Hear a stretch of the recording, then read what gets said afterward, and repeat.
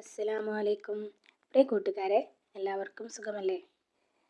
നമുക്ക് ഇനി നോക്കാനുള്ളത് തജ്വീദാണ്. തജ്വീദിൻ്റെ പരീക്ഷയാണ് ഇനി നമുക്കായിട്ടുള്ളത്.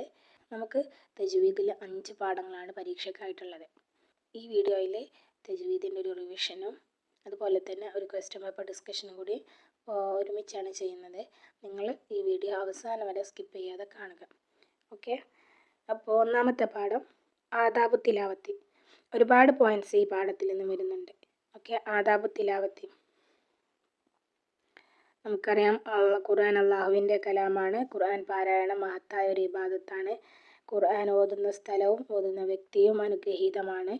അങ്ങനെ ഒരുപാട് പോയിന്റ്സ് ഇവിടെ പറയുന്നുണ്ട്. ഇനി ഇത് നോക്കൂ. റുബ്ബ ഖാരി ലിൽ ഖുർആനി വൽ ഖുർആനി യൽഅനുഹു എന്ന് നബി സല്ലല്ലാഹു അലൈഹി വസല്ലമ പറഞ്ഞിട്ടുണ്ട്. അപ്പോൾ ഇത് നിങ്ങൾക്ക് പൂരിപ്പിക്കാനൊക്കെ ആയിട്ട് ചോദിച്ചേക്കാം. ഒന്ന് പഠിച്ചു വെക്കണം. റുബ്ബ ഖാരി ലിൽ ഖുർആനി വൽ ഖുർആനി യൽഅനുഹു. ഓക്കെ, ഇനി ഖുർആൻ പാരായണം ചെയ്യുന്നവൻ പാലിക്കേണ്ട മര്യാദകളാണ് ഇനി ഇവിടെ കൊടുത്തിട്ടുള്ളത്. അതിൽ നിന്ന് ഏതെങ്കിലും 2 എഴുതാനോ ഒക്കെ ആയിട്ട് ചോദിക്കാം. അപ്പോൾ അതും നിങ്ങളൊന്ന് നോട്ട് ചെയ്യണം. ഓക്കെ, നല്ല വസ്ത്രം ധരിക്കുക, സുഗന്ധം ഉപയോഗിക്കുക, മിസ്വാക്ക് ചെയ്യുക, അർത്ഥവും ആശയവും ചിന്തിക്കുക, ഖിബ്ലക്ക് മുന്നിടുക, ശുദ്ധി ഉണ്ടായിരിക്കുക, ശുദ്ധിയുള്ള സ്ഥലത്ത് വെച്ചായിരിക്കുക, ഭയഭക്തി ഉണ്ടായിരിക്കുക, ഓതുന്നതിൻ്റെ ഇടയിൽ സംസാരിക്കാതിരിക്കുക, ഖിറാഅത്ത് തുടങ്ങുമ്പോൾ ഔദും ബിസ്മിയും ചൊല്ലുക, അവസാനിക്കുമ്പോൾ സദഖല്ലാഹുൽ അലീം എന്ന് ചൊല്ലുക, തിലാവത്തിൻ്റെ സുജൂദിൻ്റെ സ്ഥലങ്ങളിൽ സുജൂദ് ചെയ്യുക. ഇതിലെല്ലാം ഖുർആൻ ഓതുന്നതിൻ്റെ മര്യാദകളാണ്. ഓക്കെ, ഒരുപാട് മര്യാദകൾ, ഒരു പാരഗ്രാഫ് നിറയെ മര്യാദകൾ കൊടുത്തിട്ടുണ്ട്. ഒരു 3 എണ്ണം നിങ്ങൾ നന്നായി പഠിച്ചു വെക്കുക. ഓക്കെ, ഇതിനിടയിൽ ഇവിടെ ഒരു പോയിന്റ് ഉണ്ട്. ഖുർആൻ ഓതി തുടങ്ങുമ്പോൾ എന്ത് വെച്ച് തുടങ്ങണം? ഔദും ബിസ്മിയും. അതുപോലെ തന്നെ അവസാനിക്കുമ്പോൾ ചൊല്ലേണ്ടതാണ് സദഖല്ലാഹുൽ അലീം. ഓക്കെ, ഇനി പ്രധാനമായും പറയുന്ന ഒരു പോയിന്റാണ് ഇവിടെ ബറാഅത്ത്. ബറാഅത്ത് അല്ലാത്ത എല്ലാ സൂറത്തുകളിലും ബിസ്മില്ലാഹിർ റഹ്മാനിർ റഹീം ഒരു ആയത്താണ്. എന്നാൽ ബറാഅത്ത് സൂറത്തിൻ്റെ തുടക്കത്തിൽ ബിസ്മി ചൊല്ലൽ ഹറാമും ഇടയിൽ ബിസ്മി ചൊല്ലൽ കറാഹത്തുമാണ്. കണ്ടോ, ബറാഅത്ത് സൂറത്തിൻ്റെ തുടക്കത്തിൽ ബിസ്മി ചൊല്ലൽ ഹറാമ്, ഇടയിൽ ചൊല്ലൽ കറാഹത്ത്. അപ്പോൾ ചോദിക്കാറുണ്ട്, എല്ലാ വർഷവും ചോദിക്കാറുണ്ട്, ബറാഅത്ത് സൂറത്തിൻ്റെ തുടക്കത്തിൽ ബിസ്മി ചൊല്ലുന്നതിൻ്റെ വിധി എന്ത്, അതേപോലെ തന്നെ ഇടയിൽ ബിസ്മി ചൊല്ലുന്നതിൻ്റെ വിധി എന്ത്? ക്ലിയർ ആയല്ലോ? ഇനി 2ാം പാഠം നോക്കാം. അഹ്കാമു മീമി സാക്കിനത്തി. സാക്കിനായ മീമിൻ്റെ നിയമങ്ങൾ. ഈ ഒരു ഉദാഹരണത്തിൽ നോക്കൂ. വകുന്തും അസ്വാജൻ സലാസ. അതിൽ മീമിന് സുക്കൂനാണ്. അതുപോലെ തന്നെ സുമ്മ ഇന്നി ദഅവതുഹും. ഇവിടെയും മീമിന് സുക്കൂനാണ്. ഇതുപോലെ മീമിന് സുക്കൂൻ വന്നാൽ പാലിക്കേണ്ട പ്രധാന നിയമങ്ങളാണ് ഇനി പറയാൻ പോകുന്നത്. അപ്പോൾ ഒന്നാമത്തെ നിയമമാണ് ഇൽഹാർ. എന്താണ് ഇൽഹാർ എന്ന് പറയുന്ന നിയമത്തിൽ പറയുന്നത്? ബാ മീമ് അല്ലാത്ത ഏത് അക്ഷരങ്ങൾ, ടോട്ടൽ 28 അക്ഷരങ്ങൾ, ഇതിൽ ബാ മീമ് അല്ലാത്ത 26 അക്ഷരങ്ങൾ വന്നാലും സുക്കൂനുള്ള മീമിനെ വ്യക്തമായി ഉച്ചരിക്കണം. എന്താണെന്ന് മനസ്സിലായോ? അതായത് ഈ സുക്കൂനുള്ള മീമുണ്ടല്ലോ, ഇതിന് ശേഷം വരുന്ന അക്ഷരം, നമ്മൾ നിയമം നോക്കൽ അങ്ങനെയാണല്ലോ, ആ പറഞ്ഞ സുക്കൂനുള്ള മീമിന് ശേഷം വരുന്ന അക്ഷരം നോക്കിയിട്ടാണ് നമ്മൾ നിയമം തീരുമാനിക്കൽ. ഓക്കെ, അപ്പോൾ സുക്കൂനുള്ള മീമിന് ശേഷം വന്ന അക്ഷരം അത് ബാ മീമ് അല്ലാത്ത ഏതെങ്കിലും ഒരു അക്ഷരമാണെങ്കിൽ, അല്ലാത്ത 26 അക്ഷരങ്ങളിൽ പെട്ട ഏതെങ്കിലും ഒരു അക്ഷരമാണെങ്കിൽ നമ്മൾ അവിടെ മണിക്കാൻ പാടില്ല, വെളിവാക്കി ഉച്ചരിക്കണം. ആ അക്ഷരത്തെ വെളിവാക്കി ഉച്ചരിക്കണം. ഇതിനെയാണ് നമ്മൾ ഇൽഹാർ എന്ന് പറയുന്നത്. ക്ലിയർ ആയല്ലോ? അപ്പോൾ ഈ ഒരു ഇൽഹാർ നിയമത്തെയാണ് ഈ പാഠത്തിൽ പറയുന്നത്. ബാ മീമ് അല്ലാത്ത ഏതെങ്കിലും ഒരക്ഷരം സാക്കിനായ മീമിന് ശേഷം വന്നാൽ നമ്മളവിടെ മണിക്കാൻ പാടില്ല, വെളിവാക്കി, ആ അക്ഷരത്തെ വെളിവാക്കി ഉച്ചരിക്കണം. ഇനി അടുത്ത നിയമം നോക്കാം. ഈ ഒരു ഉദാഹരണത്തിൽ നോക്കൂ. സാക്കിനായ മീമിന് ശേഷം വന്നിട്ടുള്ള അക്ഷരം ഏതാണ്? ബിഹി, ബാ ആണ് അല്ലേ? ഇവിടെ നോക്കൂ. വമയ്യഅ്തസിം ബില്ലാഹി. ഇവിടെ സാക്കിനായ മീമിന് ശേഷം ബാ ആണ് വന്നിട്ടുള്ളത്. അപ്പോൾ സാക്കിനായ മീമിന് ശേഷം ബാ വന്നാൽ എന്ത് ചെയ്യണം? സാക്കിനായ മീമിന് ശേഷം ബാ വന്നാൽ, കണ്ടോ, സുക്കൂനുള്ള മീമിന് ശേഷം ബാ വന്നാൽ മീമിനെ മറച്ചു മണിച്ച് ഉച്ചരിക്കണം. മീമിനെ മറച്ചു മണിച്ച് ഉച്ചരിക്കണം. എങ്ങനെയാണ്? വമയ്യഅ്തസിം ബില്ലാഹി. മീമിനെ ബായിലേക്ക് മറക്കണം, മറച്ച് മണിച്ചുച്ചരിക്കണം. ഓക്കെ, വഹും ബിഹി. മനസ്സിലായല്ലോ? ആ മീമിനെ നമ്മൾ ബായിലേക്ക് മറച്ച് മണിച്ച് ഉച്ചരിക്കണം. ഇതിനെയാണ് നമ്മൾ ഇഖ്ഫാ എന്ന് പറയുന്നത്. ഇഖ്ഫാ. രണ്ടാമത്തെ നിയമം പഠിച്ചല്ലോ, ഇഖ്ഫാ. സുക്കൂനുള്ള മീമിന് ശേഷം ബാ വന്നാൽ മീമിനെ ബായിലേക്ക് മറച്ച് മണിച്ച് ഉച്ചരിക്കണം. ഇതിനെയാണ് നമ്മൾ ഇഖ്ഫാ എന്ന് പറയുന്നത്. ഇനി നമുക്ക് സുക്കൂനുള്ള മീമിന് ശേഷം ഹറക്കത്തുള്ള മീം വന്നാലോ? ഹറക്കത്തുള്ള മീം വന്നാൽ സുക്കൂനുള്ള മീമിനെ ഹറക്കത്തുള്ള മീമിലേക്ക് ചേർത്ത് ഷദ്ദ് ചെയ്യണം. ഇതിനെയാണ് നമ്മൾ ഇദ്ഗാം എന്ന് പറയുന്നത്. എങ്ങനെയാണെന്ന് മനസ്സിലാക്കി തരാം, നോക്കൂ. ഇവിടെ അലം നഖ്ലുഖുകും മിൻ മാഇൻ മഹീൻ. ഇതിൽ നോക്കൂ, ഈ സുക്കൂനുള്ള മീമിന് ശേഷം ഹറക്കത്തുള്ള മീം വന്നു, കെസ്റിട്ട മീം വന്നു. അപ്പം എന്ത് ചെയ്യണം? ഈ സുക്കൂനുള്ള മീമിനെ കെസ്റിട്ട മീമിലേക്ക് ചേർത്ത് ഷദ്ദ് ചെയ്യണം. ഈ സുക്കൂനുള്ള മീമിനെ ഈ കെസ്റിട്ട മീമിലേക്ക് ചേർത്ത് ഷദ്ദ് ചെയ്യണം. അപ്പോൾ നമുക്ക് അങ്ങനെ ഒന്ന് ഓതി നോക്കിയാലോ. അലം നഖ്ലുഖും മിൻ മാഇൻ. കണ്ടോ? അലം നഖ്ലുഖും മിൻ. അതായത് ഈ മീമിൻ്റെ സുക്കൂനിനെ നമ്മൾ അവിടെ ഉച്ചരിക്കുന്നേ ഇല്ല. അലം നഖ്ലുഖും മിൻ. ഈ മീമിനെ നമ്മൾ ഉച്ചരിക്കാണ്ട് പകരം ഈ കെസ്റിലേക്ക് ഷദ്ദ് ചെയ്ത് കെസ്റിനെയാണ് നമ്മൾ ഉച്ചരിക്കുന്നത്. ക്ലിയർ ആയോ? ഇനി ഇവിടുത്തെ ഉദാഹരണത്തിൽ നോക്കൂ. ഇന്നക്കും. ഇവിടെ മീമിന് സുക്കൂനാണ്, അടുത്തതിലോ മീമിന് ലൊമ്മാണ്. അപ്പോൾ അവിടെ എങ്ങനെയാണ് ഉച്ചരിക്കുന്നത്?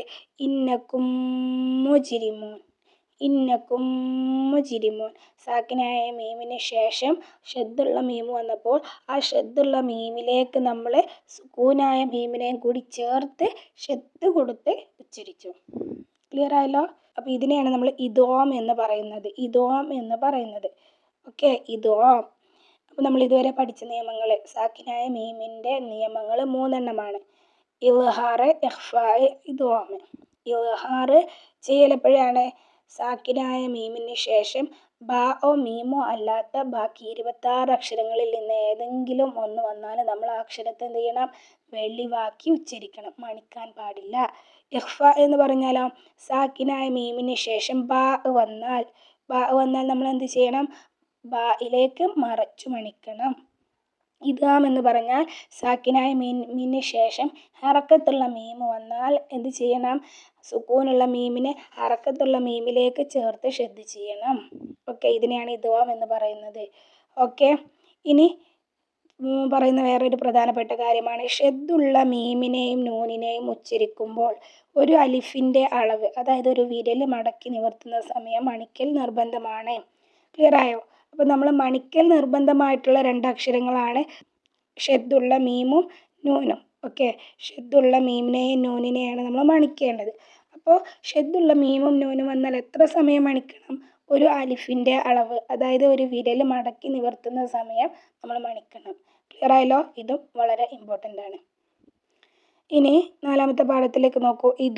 ഇദ്ഗാം എൻ്റെ നിയമങ്ങളാണ് ഇനി നമ്മൾ പറയാൻ പോകുന്നത്. ഇവിടെ നോക്കൂ, ഫസ്റ്റ് ഉദാഹരണം ഇളിരിബി അസോക്ക. ഇളിരിബി അസോക്ക. ഇവിടെ ഇളിരിബ് എന്നതിലൊരു ബാ ഉണ്ട്, അതുപോലെ തന്നെ ബി അസോക്ക എന്നതിലും ഒരു ബാ ഉണ്ട്. അതായത് ഒരേ അക്ഷരങ്ങൾ ഒരുമിച്ച് വരികയാണ്. ഇനി അടുത്ത ഉദാഹരണം നോക്കാം. ലൻ തസ്തതി അലൈഹി. ലം തസ്തതി അലൈഹി. ലം തസ്തതി എന്നതിലും ഇവിടെ ഒരു ഐനുണ്ട്, അതുപോലെ തന്നെ അലൈഹി എന്നതിൻ്റെ തുടക്കത്തിലും ഒരു ഐനുണ്ട്. അപ്പോൾ ഇതുപോലെ സുക്കൂനുള്ള അക്ഷരത്തിന് ശേഷം വന്ന ഹറക്കത്തുള്ള അക്ഷരത്തിലേക്ക് ചേർത്ത് ഷദ്ദോട് കൂടി ഒരക്ഷരമായി ഉച്ചരിക്കുന്നു, അല്ലേ? ഇളിരിബി എന്നതിൽ ബായിന് സുക്കൂനാണ്, അതിനുശേഷം അതേ അക്ഷരം തന്നെ ഹറക്കത്തോട് കൂടി വന്നിട്ടുണ്ട്, ബാ തന്നെ കെസ്റോട് കൂടി വന്നിട്ടുണ്ട്. അപ്പോൾ സുക്കൂനുള്ള അക്ഷരത്തിന് ശേഷം ഹറക്കത്തുള്ള അക്ഷരം വന്നാൽ നമ്മൾ എന്ത് ചെയ്യണം? സുക്കൂനുള്ള അക്ഷരത്തെ ഹറക്കത്തുള്ള അക്ഷരത്തിലേക്ക് ചേർത്ത് ഷദ്ദോട് കൂടി ഒറ്റ അക്ഷരമായിട്ട് ഉച്ചരിക്കണം. ഇതിനെയാണ് നമ്മൾ ഇദ്ഗാം എന്ന്. ഇന്നഷ എന്ന ഉദാഹരണം എടുക്കൂ. ഇന്നഷ എന്നതിൽ ഇൻ എന്നതിൽ നൂനിന് സുക്കൂനാണ്. അപ്പോൾ സുക്കൂനുള്ള അക്ഷരത്തിന് ശേഷം ഹറക്കത്തുള്ള അക്ഷരം, അതായത് അതേ നൂന് തന്നെ ഫത്തഹ ഇട്ട് ഹറക്കത്തോട് കൂടി വന്നിട്ടുണ്ട്. അപ്പോൾ സുക്കൂനുള്ള അക്ഷരത്തിന് ശേഷം ഹറക്കത്തുള്ള അക്ഷരം വന്നാൽ നമ്മൾ എന്ത് ചെയ്യണം? ഇങ്ങനെ ഒരേ അക്ഷരങ്ങൾ ആദ്യത്തിൽ സുക്കൂനും രണ്ടാമത്തതിൽ ഹറക്കത്തും ഇട്ട് വന്നാൽ സുക്കൂനുള്ള അക്ഷരത്തെ ഹറക്കത്തുള്ള അക്ഷരത്തിലേക്ക് ചേർത്ത് ഷദ്ദോട് കൂടി ഒരൊറ്റ അക്ഷരമായി ഉച്ചരിക്കുന്നു. സുക്കൂനുള്ള അക്ഷരത്തെ ഹറക്കത്തുള്ള അക്ഷരത്തിലേക്ക് ചേർത്ത് ഷദ് ചെയ്ത് ഒരക്ഷരമായി ഉച്ചരിക്കുന്നു. ഇതിനാണ് നമ്മൾ ഇദ്ഗാം എന്ന് പറയുന്നത്. അപ്പോൾ ഇങ്ങനെ വരുമ്പോൾ ആദ്യത്തെ അക്ഷരം സുക്കൂനും രണ്ടാമത്തെ അക്ഷരം ഹറക്കത്തുള്ളതുമാണെങ്കിൽ ഇദ്ഗാം ചെയ്യൽ നിർബന്ധമാണ്. ക്ലിയർ ആയോ? ഇനി ഇവിടെ നോക്കൂ, നമ്മളിപ്പോൾ ഈ പറഞ്ഞ ഉദാഹരണങ്ങളിലെല്ലാം സുക്കൂനും ഹറക്കത്തും വന്നത് ഒരേ അക്ഷരങ്ങൾക്കാണ് അല്ലേ? നമ്മൾ മുകളിൽ കൊടുത്ത ഉദാഹരണങ്ങളിൽ ഇദ്ഗാം ചെയ്തത് ഒരേ അക്ഷരങ്ങൾക്കാണ്. ഇതിനെയാണ് ഇദ്ഗാമുൽ മുത്തമാസിലൈൻ എന്ന് പറയുന്നത്. മുത്തമാസിലൈൻ. ഇനി ഇവിടെ പ്രത്യേകം ശ്രദ്ധിക്കാനുള്ളൊരു പോയിന്റ് കൊടുത്തിട്ടുണ്ട്. എന്താണ്? യാ വാവ് തുടങ്ങിയ നീട്ടാനുള്ള അക്ഷരങ്ങളെ മുത്തമാസിലൈൻ ആയാലും ഇദ്ഗാം ചെയ്യുകയില്ല. അങ്ങനെ ചെയ്താൽ നീട്ടൽ മതിയാവുകയില്ല. എന്താണ് പറഞ്ഞത്? ഫീ യൗമിൻ, അതായത് ഫീ എന്നതിൽ യാഇനെ നീട്ടാൻ വേണ്ടിയിട്ടാണ് കൊടുത്തിട്ടുള്ളത്. പിന്നെ വന്നിട്ടുള്ള യാഇന് ഫത്തഹ് ഉണ്ട്. അപ്പോൾ രണ്ട് ഒരേ അക്ഷരങ്ങൾ ഒരുമിച്ച് വന്നാൽ സുക്കൂനുള്ള അക്ഷരത്തിന് ശേഷം ഹറക്കത്തുള്ള അക്ഷരം വന്നാൽ നമ്മൾ ഇദ്ഗാം ചെയ്യണം. പക്ഷേ ഇവിടെ സുക്കൂനുള്ള അക്ഷരം ഇനി യാ കൊടുത്തിട്ടുള്ളത് അതിന് നീട്ടാൻ വേണ്ടിയിട്ടാണ്, കെസ്റിനെ നീട്ടാൻ വേണ്ടിയിട്ടാണ്. അപ്പം നമ്മൾ അവിടെ ഇദ്ഗാം ചെയ്യില്ല. അവിടെ നീട്ടൽ മദ്ദാണ് പ്രധാനം. ക്ലിയർ ആയല്ലോ? അതുപോലെ തന്നെ ഖാലൂ വഹും എന്നുള്ളതിൽ ഖാലൂ എന്ന് പറയുന്നത് വാവിന് സുക്കൂനാണ്. പക്ഷേ അവിടെ വാവിന് സുക്കൂന് വന്നിട്ടുള്ളത് എന്താണ്?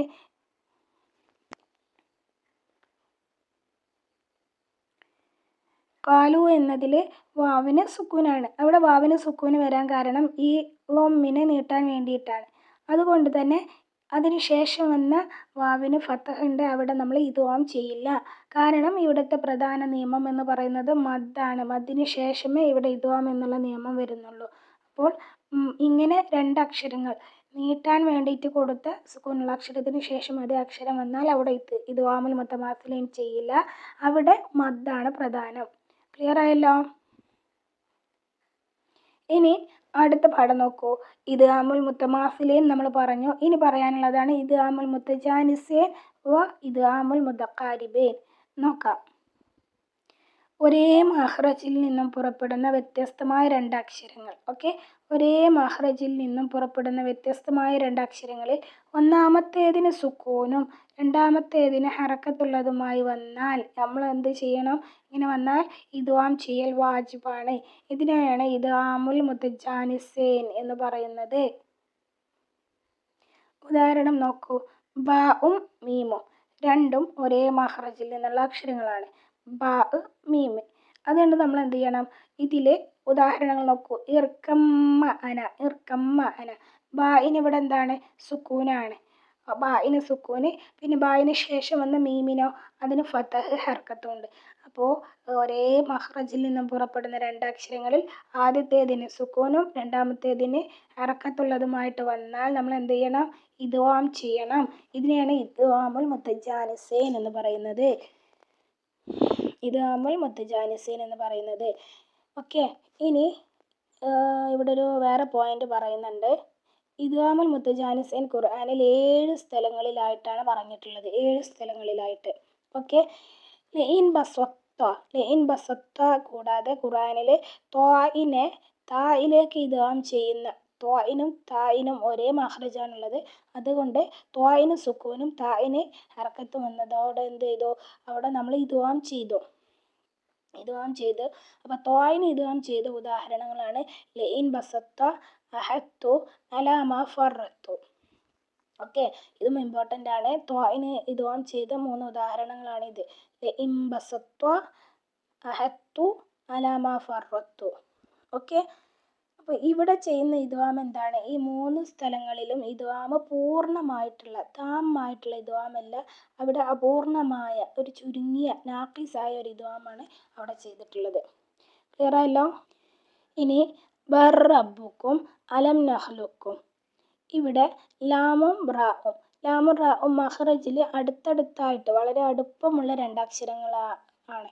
അപ്പോൾ ഇങ്ങനെ വന്നാൽ ഒന്നാമത്തേതിന് സുക്കൂനും രണ്ടാമത്തേതിന് ഹറക്കത്തുമായിട്ട് വന്നാൽ അവിടെ നമ്മൾ എന്ത് ചെയ്യണം?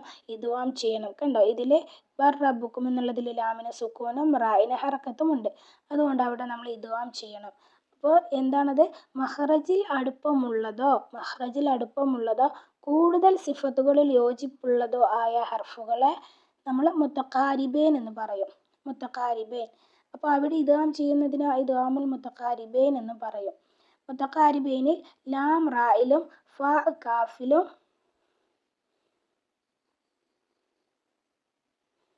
അപ്പോൾ ഇവിടെ വേറൊരു കണ്ടീഷൻ പറയുന്നുണ്ട്. ഇങ്ങനെ ഇദ്ഗാമുൽ മുത്തഖാരിബൈനിലെ ലാം റായിലും കാഫ് കാഫിലും മാത്രമേ ഇദ്ഗാം ചെയ്യൂ. ഓക്കെ, ലാം റായിലും ഈ രണ്ട് രൂപത്തിലേ വരത്തുള്ളൂ. ഇദ്ഗാമുൽ മുത്തഖാരിബൈനിൽ ലാം റായിലും അതുപോലെ തന്നെ ഈ കാഫിനെ കാഫിലേക്കും ഇദ്ഗാം ചെയ്തിട്ടാണ് വരിക. അപ്പോൾ ഈ രണ്ട് ഉദാഹരണങ്ങൾ നമ്മൾ പഠിച്ചു വെച്ചാൽ നമുക്ക് എളുപ്പമായിരിക്കും. ഓക്കെ, ബർ റബ്ബുക്കും അലം നഖ്ലുക്കും.